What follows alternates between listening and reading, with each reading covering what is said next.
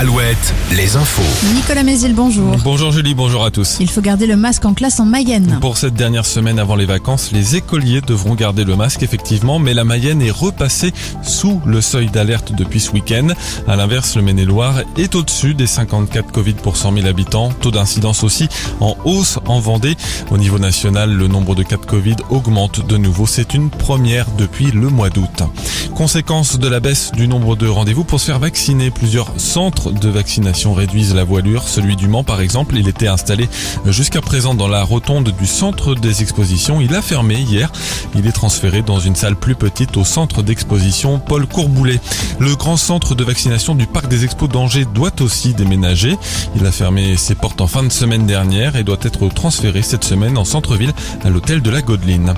L'ouverture ce lundi d'un procès très attendu à Cardiff, près de 3 ans après la mort du footballeur Emiliano Sala, celui de Dave Henderson, le pilote britannique qui aurait dû prendre les commandes de l'avion dans lequel l'ancien joueur du FC Nantes a perdu la vie en janvier 2019. Alexandrine Doué.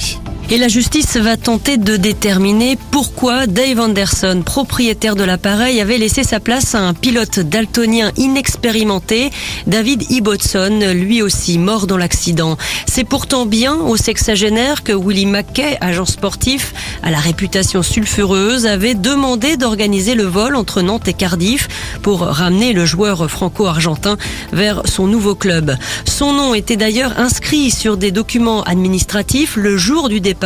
Quelques jours après le crash, la confusion était telle que le pilote avait dû poster un message sur les réseaux sociaux pour annoncer qu'il était bien vivant. Le procès doit durer 2 semaines.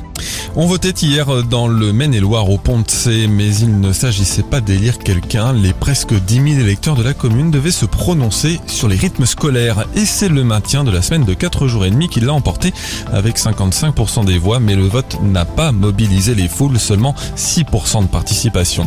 Le foot, le PSG domine toujours la Ligue 1 au terme de la 10e journée. Les Parisiens combattus Angers vendredi soir. Hier, Nantes a fait match nul 1-1 à Bordeaux. Et puis la météo, après le brouillard du matin, les nuages seront de plus en plus nombreux avec l'arrivée d'une perturbation qui apportera de la pluie en cours d'après-midi jusqu'à la nuit prochaine. Les maxi 19 à 21 degrés. Alouette. Le 6-10. Le 6-10 de Nico et Julie. On vous souhaite un très très bon lundi et merci d'avoir choisi